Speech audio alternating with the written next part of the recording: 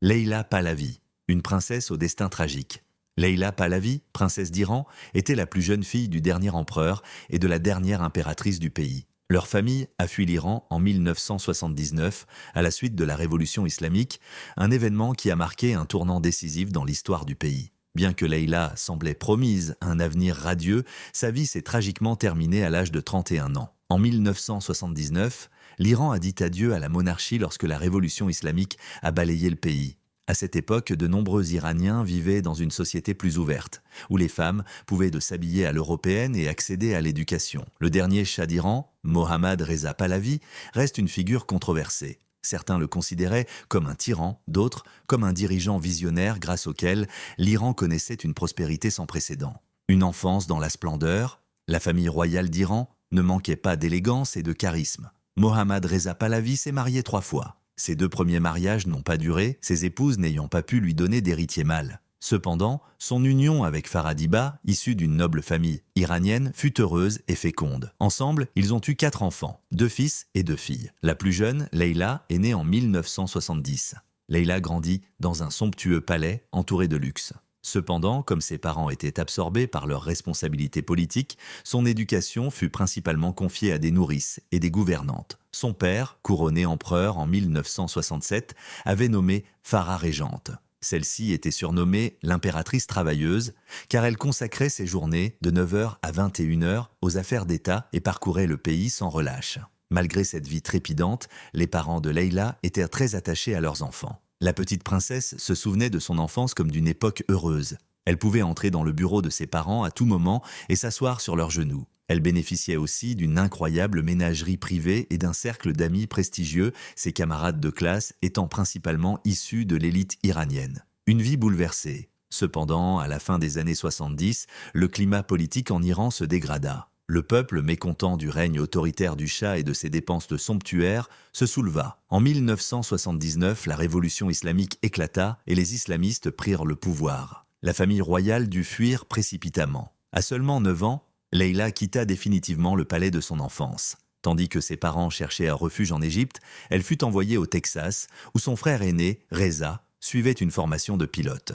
Les mois suivants furent un véritable cauchemar. Traqués par les nouvelles autorités iraniennes, qui réclamaient leur extradition et leur exécution, les Pahlavi durent se déplacer sans cesse d'un pays à l'autre. Ainsi s'ouvre un nouveau chapitre très différent dans la vie de la jeune princesse, où les rêves dorés de son enfance cèdent la place à une vie marquée par l'exil et la perte. La famille Pahlavi vivait dans la peur pour sa vie, alors que le Shah déchu luttait contre un cancer avancé. Pour la jeune Leila, ce bouleversement était un choc immense. De nombreux témoins se souviennent qu'à cette époque, la princesse pleurait souvent, appelant ses parents, contraints d'errer à travers le monde à la recherche d'un refuge. Malgré cet exil, Leila et ses frères et sœurs ne manquaient jamais d'argent. La famille royale possédait plus de 100 millions de dollars dans des comptes offshore et continuait de mener une vie opulente. Cependant, cette richesse ne pouvait atténuer la douleur de leur perte. 1 an après leur fuite d'Iran, le Shah succomba à sa maladie. Ses funérailles eurent lieu en Égypte et toute la famille l'accompagna pour son dernier voyage. À cette occasion, la petite Leila, âgée de seulement 10 ans,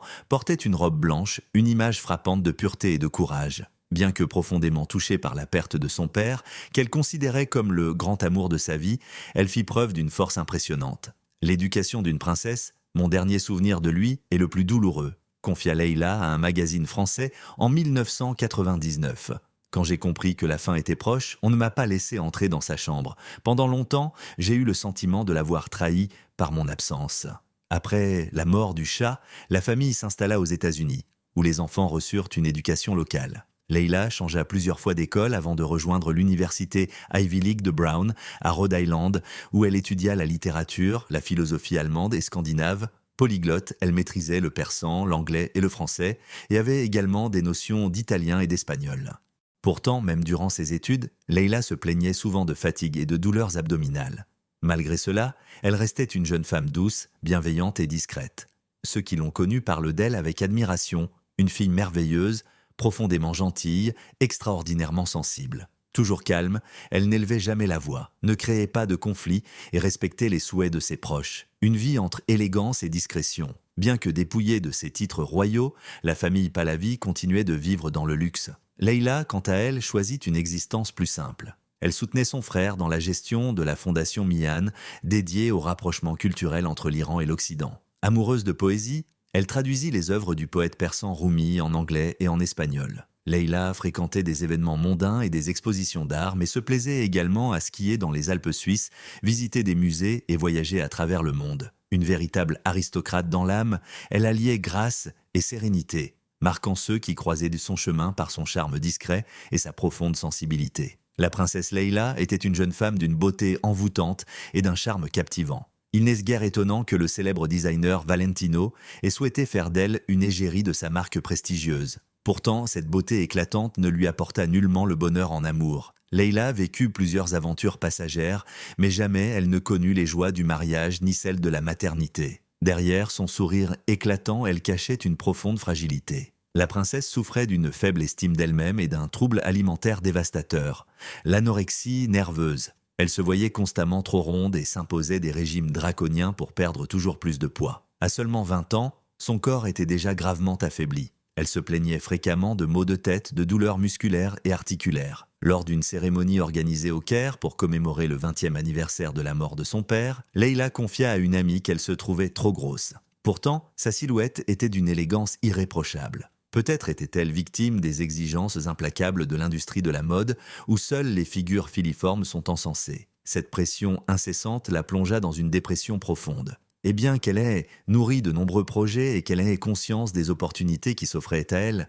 Leïla peinait à s'y consacrer pleinement. Dans une interview, elle déclara avec sincérité « Aujourd'hui, je dois prendre ma vie au sérieux. De nombreux chemins s'ouvrent devant moi, mais je lutte pour me concentrer sur un seul. Peu de gens comprennent qu'au-delà de mon titre, je suis avant tout une femme capable d'aimer. Je sais combien il est difficile de trouver un compagnon idéal, surtout avec l'exemple d'un père exceptionnel et de 2 frères brillants toujours devant mes yeux. Ses proches, inquiets, durent à plusieurs reprises la faire admettre dans des cliniques de réhabilitation. Mais même les soins coûteux dispensés par les meilleurs médecins échouèrent à la soulager. La perte de sa grand-mère bien-aimée plongea Leïla dans une dépression encore plus profonde. Elle cessa de s'alimenter et son apparence devint squelettique. Pendant des années, elle fut prisonnière d'une dépendance aux antidépresseurs. Les doses nécessaires augmentaient sans cesse, renforçant le poids de son addiction. Dans ces derniers jours, Leïla se plaignait fréquemment de douleurs et d'insomnie. Elle chercha désespérément des solutions auprès de divers médecins. Lors d'une de ces consultations, dans un geste révélateur de son désespoir, elle déroba des prescriptions pour des somnifères posés sur le bureau du médecin. Ainsi, la princesse, malgré sa beauté et ses aspirations, se perdit dans un tourbillon de souffrances invisibles, un rappel poignant de la fragilité humaine derrière le masque des apparences. La mort de Leïla Pahlavi. À l'âge de 31 ans, Leïla rêvait de quitter New York pour s'installer à Londres et ouvrir une galerie dédiée à l'art persan. Hélas, ce projet ne vit jamais le jour. Quelques mois plus tard, en 2001, elle fut retrouvée sans vie dans une chambre d'hôtel londonienne. Allongée sur son lit, enveloppée d'une couverture, elle semblait paisible, comme si elle s'était simplement endormie. Une grande quantité de substances interdites a été découverte dans le sang, ainsi que des pilules et autres substances interdites. Dans un tiroir d'un bureau, une photo de famille accrocheuse montre Shah, sa mère et ses frères et sœurs, réunis dans un palais à Téhéran. Lorsqu'elle était petite fille, Leïla était assise sur les genoux de son père. La scène semble capturer l'une des plus précieuses et des plus précieuses. Souvenirs précieux. Toute sa vie adulte, Leïla fut hantée par la nostalgie de ses jours passés dans le palais en Iran. Elle n'arrivait pas à se réconcilier avec la perte de sa patrie, un chagrin qui semblait alimenter sa mélancolie constante. Pourtant, rien ne laissait croire qu'elle avait voulu mettre fin à ses jours. Elle avait tant de rêves, tant de projets. Peut-être avait-elle simplement mal dosé les substances en cherchant à apaiser ses émotions. Ces dernières années, Leïla était profondément déprimée, confia sa mère, la reine Farah.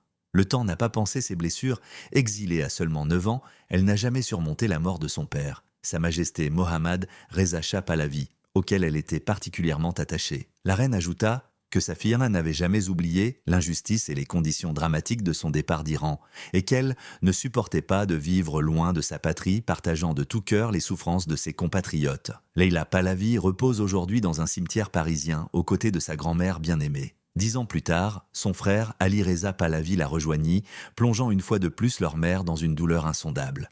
Pourtant, Farah Pahlavi trouva la force de continuer pour ses 2 autres enfants et ses petits-enfants. Aujourd'hui, âgée de 85 ans, la reine Farah continue chaque année depuis 22 ans de se rendre sur la tombe de Leila à Paris, se remémorant leurs jours heureux à Téhéran. Leila Pahlavi semblait avoir tout pour elle, la beauté, la richesse, les opportunités et l'amour de sa famille et de ses amis. Mais face à la mort et à l'addiction, nul n'échappe à la fragilité humaine, quel que soit son statut social. Leila aurait aujourd'hui 53 ans, mais pour le monde, elle restera à jamais jeune et belle,